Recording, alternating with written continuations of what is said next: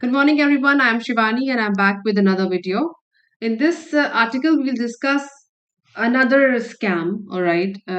If you see that एक series चल रही है जहाँ पे स्कैम्स की न्यूज़ बहुत ज़्यादा आ रही है, इसका मतलब है हम सबको सतर्क हो जाना चाहिए. It's time to check ourselves and to be very vigilant all the time.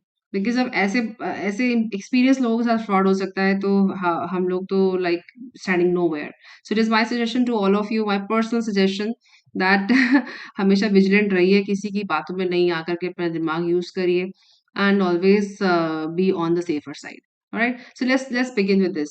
So this article is from Times of India, and this is the heading: crooks. Crooks means to say fraudster or नकली और बेईमान आदमी, right? Crooks forge. Crooks का मतलब हो गया fraudster या बेईमान आदमी जिस पे आप ट्रस्ट नहीं कर सकते, जो आपको कॉन करने आया है, आपको धोखा देने आया है. सो कहते हैं क्रूक्स. Crooks forge. फोर्ज मतलब मतलब नकली, नकली या जाली. जाली वर्ड इज अप्रोप्रिएट. जाली. क्या किया? Crooks forge sign of RBI ex governor. Ex governor के साइन को फोर्ज किया इन 45 लाख कॉन. कॉन का मतलब ये हुआ फ्रॉड. आप जो कॉन जो क्रूक्स करता है, कॉन मतलब धोखा, फ्रॉड, फरेब, कॉन मैन, राइट? कॉन किया कितने का? 45 लाख का. सपना में एक बहुत बड़ी न्यूज है ये. इससे हमको सीखना क्या है? नए terms, way of preparing sentences और नई नई वोकैबलरी. सो पहला वर्ड हमारे पास यहाँ पे आ गया है, दैट इज फोर्ज. फोर्ज का मतलब जाली, राइट? साइन, सिग्नेचर आपको पता है, sign of RBI, Reserve Bank of India full form. Ex मतलब जो रह चुके हैं, पुराने, जो रिटायर अब अपनी पोजीशन से हट चुके हैं, रिटायर हो चुके हैं. गवर्नर, वैसे स्पेलिंग तो गवर्नर की GOR होती है, बट न्यूज़पेपर में उनको रेफरेंस, क्योंकि अब वो है नहीं तो उनको रेफर करने के लिए GOV लिखा गया है. Do not get confuse about that. Okay, so spelling of the governor is GORVENER. ये स्पेलिंग होती है, बट शॉर्ट फॉर्म में गव लिख दिया गया है. सो एक्स गवर्नर से के सिग्नेचर को फोर्ज करके क्रुक्स ने 45 लाख निकलवा लिए. किससे, कैसे, वो समझते हैं. अब सेकंड सब हेडलाइन है, ट्रिक किसको किया, धोखा किसको दिया, उससे ट्रिक किससे की, या फिर उसको चालबाजी, जो कहते हैं चालबाजी किससे करी? Retired government official. एक रिटायर्ड गवर्नमेंट ऑफिशियल है, उनसे किया in name of new school. नया स्कूल खोलने के नाम पर उनसे ये फ्रॉड या कॉन किया गया. Okay, let's go into the news now. Crooks forged, मैंने कहा जाली करना. Forged the signature of former RBI governor Urjit Patel. आप समझो ना कि फ्रॉड मतलब कोई आपसे फ्रॉड कर रहा है, नाम ले रहा है उर्जित पटेल का, मोदी जी का नाम ले रहा है, कोई भी किसी का भी जब आपसे नाम ले रहा है तो पहले तो आप समझिए कि ऐसे कोई भी ऑफिशियल जो गवर्नमेंट रिटायर्ड हो या नॉन रिटायर्ड हो, कभी भी इस तरह की पॉलिसीज में आते ही नहीं है. सो कभी भी आपसे कोई बोले कि ऐसा हो रहा है, वैसा हो रहा है, या फिर आई एम नॉट श्योर कि इनका स्टेट ऑफ माइंड क्या था जिनसे ये कौन हुआ है.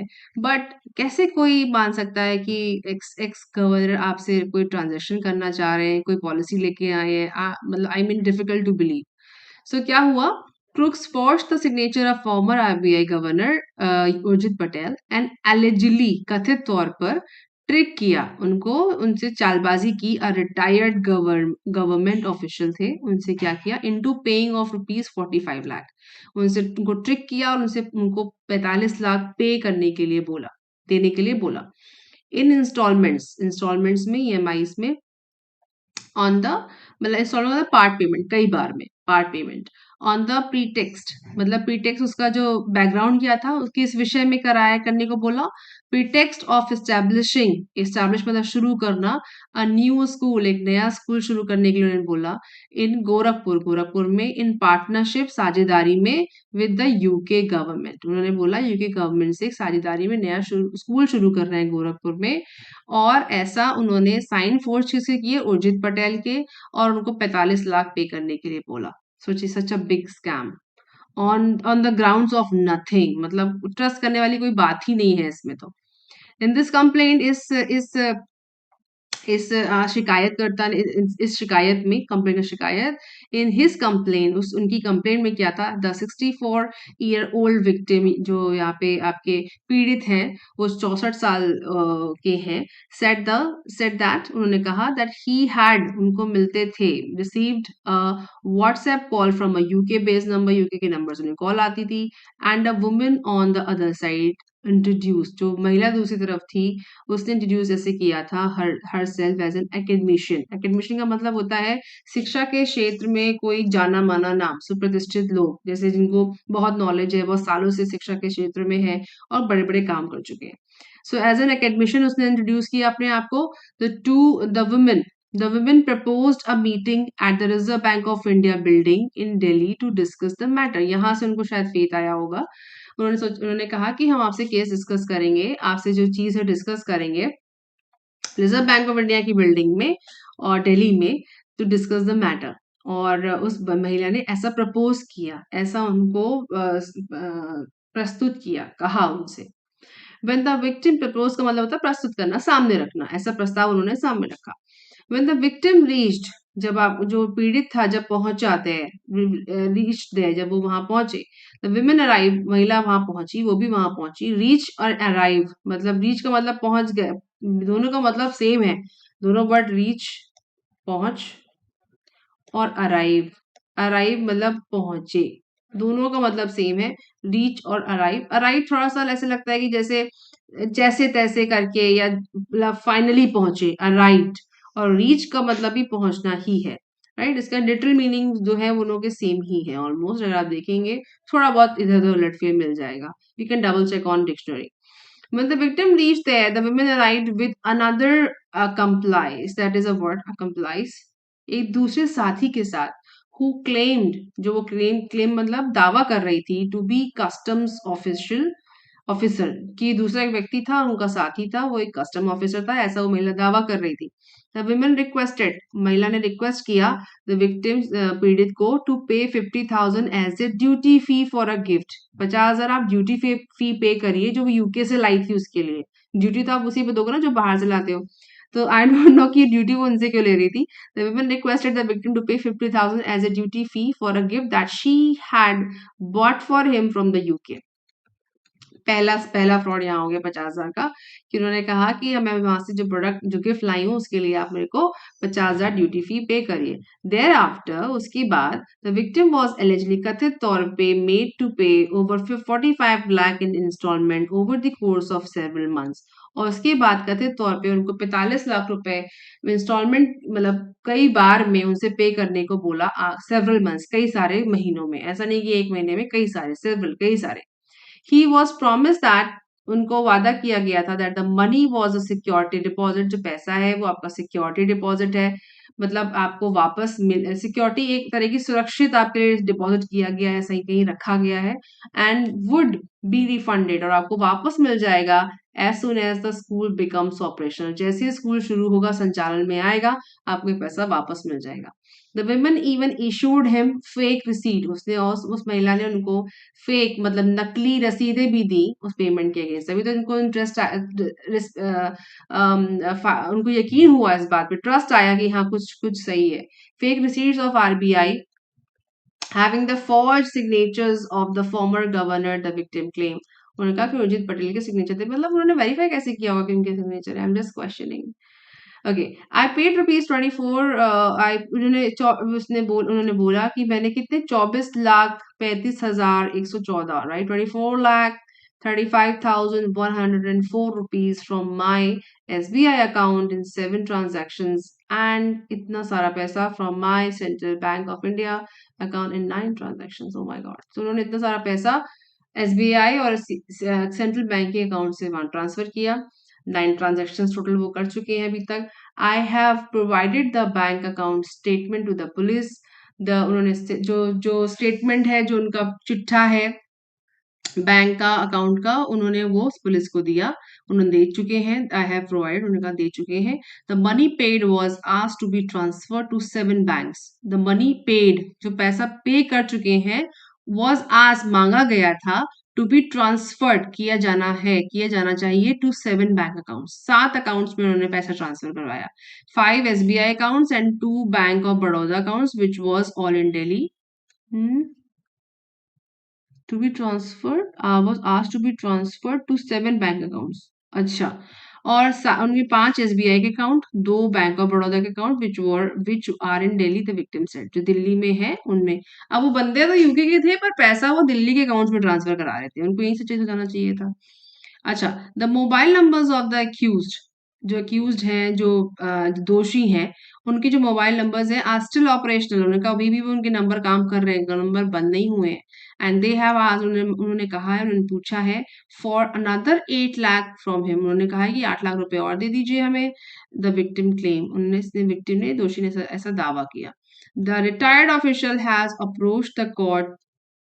रिटायर्ड ऑफिशियल जो है, जो रिटायर्ड ऑफिशियल मतलब सरकारी बंदे जो रिटायर हो चुके हैं, सरकारी आप कहना चाहिए ऑफिशियल मतलब किसी संस्था, सरकार से, नॉट सरकार, ऑफिशियल का मतलब कोई काम करने वाले जो पहले रिटायर, अब रिटायर हो चुके, पहले काम करते थे। Retired official has approach the court, court को उन्होंने अप्रोच किया, वहां उनको अप्रोच का मतलब पूछा, जाके उनको पूछा, क्वेश्चन किया, approach the court and police for help, उन्होंने पुलिस से हेल्प मांगी। The cop said they have registered a case, उन्होंने कहा हमने केस फाइल कर लिया है, पुलिस ने बोला। Alright, so this is the article. So victim ने कहा the money paid was asked to be transferred to 7 bank account and this. Alright, so terms हमारे पास कौन सी आई हैं, सबसे पहले हम समझ लेते हैं pretext. The first word is pretext. मतलब प्रीटेक्स्ट मतलब किसी रेफरेंस में, पहले किसी के रेफरेंस में। प्रीटेक्स्ट का मतलब हम आपसे कोई बात कर रहे हैं किसी मुद्दे के ऊपर, किसी सवाल के ऊपर या किसी पॉइंट के ऊपर, उसे कहते हैं प्रीटेक्स्ट। फिर हमारे पास जो वर्ड है दैट इज एकेडमिशियन, वो तो ठीक है आपको, yes accomplice. So the word is accomplice, इसका मतलब होता है साथी। कोई साथी था उस और महिला के साथ, जो उन्होंने बोला कि कोई कस्टम ऑफिसर है, दैट वाज द सेंटेंस। और उसके बाद reserve Bank of India full form है आपका। अब आप यहाँ पे देखो टू बी यूज होता है, टू बी, फिर वर्ड यूज होता है बीइंग, ऐसे कई सारे वर्ड्स यूज होते रहते हैं। और आप देखो अधिकतर जो है सेकंड फॉर्म, हमारी वर्ब की सेकंड फॉर्म यूज होती है। सेकंड फॉर्म या हैड बिन यूज होता है, हैड की वो चीज ऑलरेडी घटित, पास परफेक्ट आ जाता है। फिर कहते हैं कि वर्ब की third form, sorry second form use होती है, सेकंड फॉर्म। क्योंकि ये जो आर्टिकल्स हैं, ये कॉम्बिनेशन है प्रेजेंट के और पास्ट के, जो घटनाएं हो चुकी हैं और जो हो रही हैं, उनका कॉम्बिनेशन है। तो कभी आपको पैसिव वॉइस जब बीइंग आ रहा है तो समझ लीजिए कि पैसिव पैसिव सेंटेंस है आपका, जब बीइंग आ रहा है। बाय आ रहा है तो भी वो पैसिव है। और हैड बिन आ रहा है तो पास्ट पास्ट परफेक्ट है। हैव आ रहा है तो मतलब है आपका प्रेजेंट परफेक्ट है। हैव हैज, आप देखो अगर आप प्रेजेंट परफेक्ट में देखो तो आप हैज और हैव का यूज करते हो प्रेजेंट परफेक्ट में। आप हैड बिन का यूज कब करते हो, पास्ट परफेक्ट में यूज करते हो। अब यहाँ हैज आपके बाद भी सेकंड फॉर्म आती है, हैड बिन के साथ आपके पास साथ आई थिंक सेकंड फॉर्म ही आती है, या सेकंड और थर्ड फॉर्म, और हैड बिन के साथ सेकंड या फिर थर्ड फॉर्म आती है, as per the sentence depend करता है। और मैंने बोला कि बीइंग बीइंग जब भी यूज होगा तो समझो कि आप पैसिव वॉइस में है।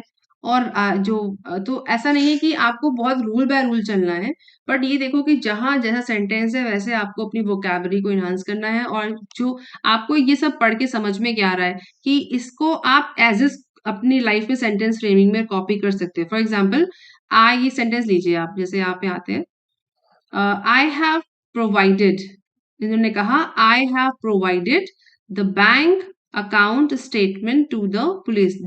अब द भी एक आर्टिकल है, और द इसलिए यूज, द हमेशा स्पेसिफिक चीजों के लिए यूज होता है, द या दी। तो द का मतलब है कि एक स्पेसिफिक चीज, मतलब क्या, बैंक स्टेटमेंट, उनके अकाउंट से जुड़ा हुआ स्टेटमेंट उन्होंने पुलिस को दिया।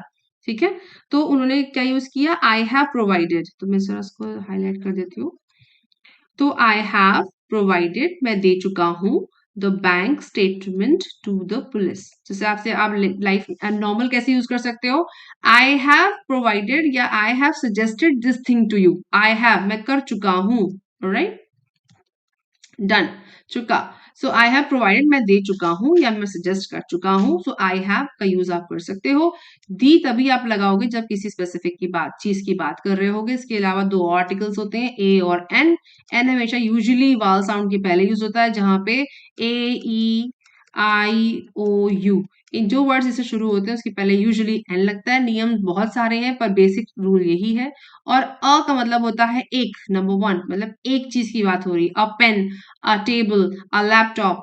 सो एक चीज के लिए, और दी लगता है किसी स्पेसिफिक चीज के लिए। I hope this video is helpful to you. and make sure that you are subscribing to this channel so that I would be coming up more articles like that.